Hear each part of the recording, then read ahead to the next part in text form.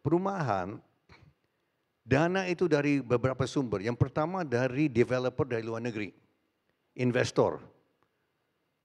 Investor dari Qatar, dari Abu Dhabi, dari tempat lain, mereka akan bawa uang. Mereka akan bangun apartemen-apartemen 30 lantai. Proyek pertama itu di kompleks DPR Kalibata, 24 hektar. Itu sekarang sudah hampir kosong karena anggota DPR akan dapat tunjangan bulanan ya. Mau sewa di mana terserah. Tapi 24 hektar itu ditujukan dan saya dengar investor Qatar akan bangun tower-tower. Dan ini adalah untuk Gen Z, Gen milenial yang belum punya rumah. Ternyata ratusan ribu Gen Z dan milenial tidak mampu beli rumah dan sewa apartemen rumah di Jakarta. Mereka banyak tinggal di Kerawang, tinggal di Serang, tinggal di Purwakarta. Pemerintah nanti akan utamakan Gen Z dan milenial untuk punya rumah. Ini adalah untuk menengah ke bawah. Menengah ke atas itu kan mampu sendiri. Tapi menengah ke bawah, termasuk untuk ASN yang belum punya rumah, belum punya apartemen, mereka akan diutamakan. Dan nanti dana dari Danantara akan nanti ditempatkan di bank-bank yang mau ikut program perumahan. Misalnya BTN, BRI, bank-bank himbara, itu nanti akan diberikan likuiditas oleh pemerintah. Dalam hal ini Danantara saya dengar akan nanti tempatan-tempatan ada deposito, tempat penempatan untuk nanti biayai ya mortgage 20 tahun jadi 30 tahun.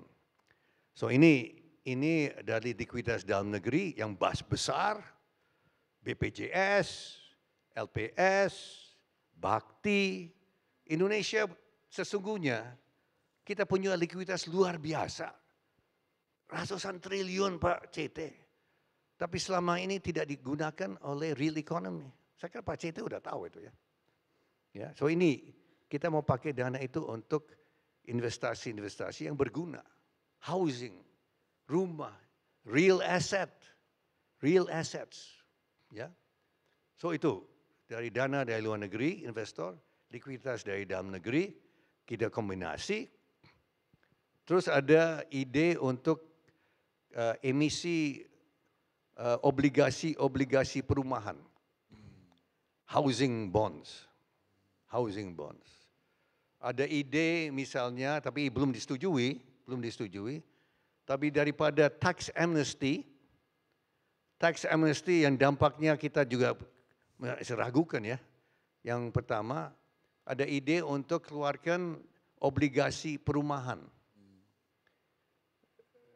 Orang Indonesia yang punya uang di luar negeri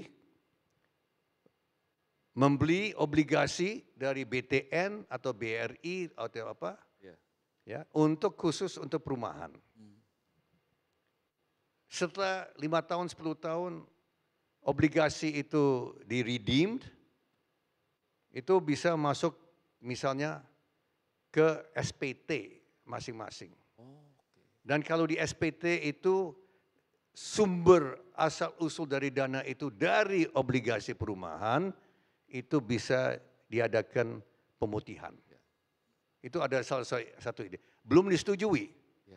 Tapi ini ada ide-ide yang kreatif, kita bisa tarik uang daripada tax amnesty. Ya, kegunaannya kita nggak tahu kemana. Kalau ini housing bonds, ya ini ada ide-ide belum disetujui. Tapi kita lagi pikirkan bagaimana kita bisa membiayai perumahan sosial ini. Ya, dan tanggapan selama ini cukup positif. Ya, housing bonds, ya mortgage bonds dari uang-uang milik orang Indonesia di luar. Itu ada juga ada ide seperti itu. Kalau yang green tadi green energy itu gimana Pak? Itu kan JETP kan udah batal tuh Pak, 20 billion Pak. Yang untuk membangun 73 gigawatt itu Pak. Ya 73, 103, ya. 103 gigawatt ya Pak yang 103 gigawatt ya. ya itu investasi dari luar berarti Ya. Pak di So begini, kalau tidak salah PLN sedang menyiapkan beberapa rencana untuk menarik investor dari luar negeri. Tanggapan dari China, saya sudah 3 kali ke China tahun lalu, tanggapan besar, ya. Dan ada dari negara lain, misalnya dari Jepang, dari Korea, banyak yang tertarik untuk membiayai, untuk invest, ya, tenaga bayu, wind, tenaga surya, ya, geothermal banyak. So ini kita harapkan banyak dari luar negeri.